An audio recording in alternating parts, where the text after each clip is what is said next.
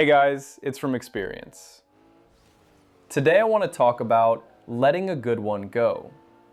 And I want to be honest about what that actually looks like, because I don't think it always looks the way people expect. It's not always a dramatic love story. It's not always someone who broke your heart or someone you couldn't have or some big painful ending that everyone understands. Sometimes it's simpler than that, and in some ways harder. Sometimes it's someone who was genuinely good, who treated you well, who cared about you in a way that was real and consistent and easy to be around. And you still knew it wasn't right. I've been in that situation more than once, with people who were genuinely great, kind people, caring people, people who showed up for me in ways I didn't always deserve. And somewhere underneath all of it, I knew. That quiet, uncomfortable knowing that this wasn't it. That no matter how good they were, something was missing.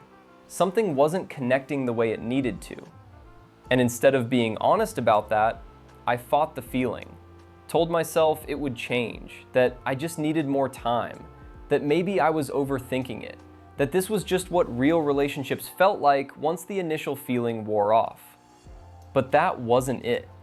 The truth was, I was scared of conflict, scared of having the conversation, scared of hurting someone who didn't deserve to be hurt, scared of being the one who ended something that looked completely fine from the outside. So I stayed, and kept telling myself something would shift, that I would feel differently if I just gave it more time, that the feeling I had wasn't real or wasn't as important as I was making it. And here's what I noticed every single time I stayed past the point I should have left. The closer we got, the worse it felt.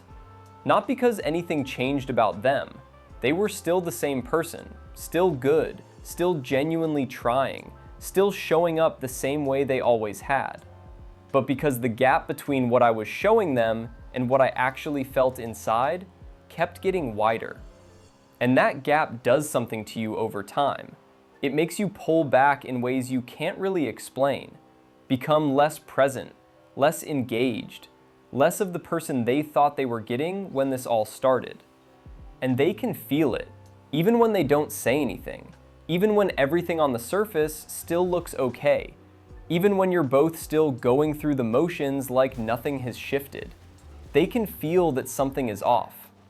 And that's not fair to them, because they're not doing anything wrong.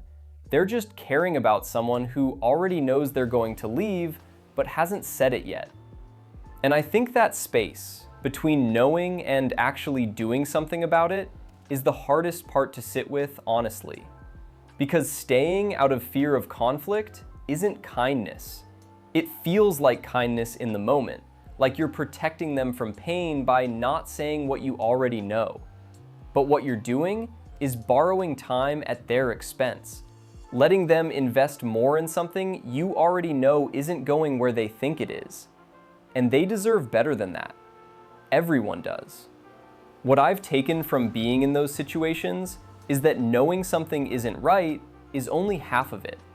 The other half is being willing to act on what you know, even when the person is good, even when ending it feels cruel. Even when staying feels so much easier than having the conversation you've been avoiding. Because the most respectful thing you can do for someone who genuinely cares about you is to be honest with them. Even when it's uncomfortable. Even when it costs you something.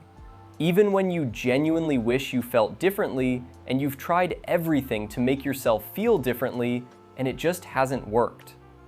Some people are genuinely good and still not right for you.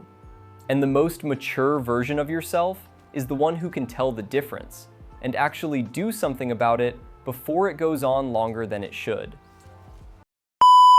That is all for this one. If any of this resonated with you, drop a comment below.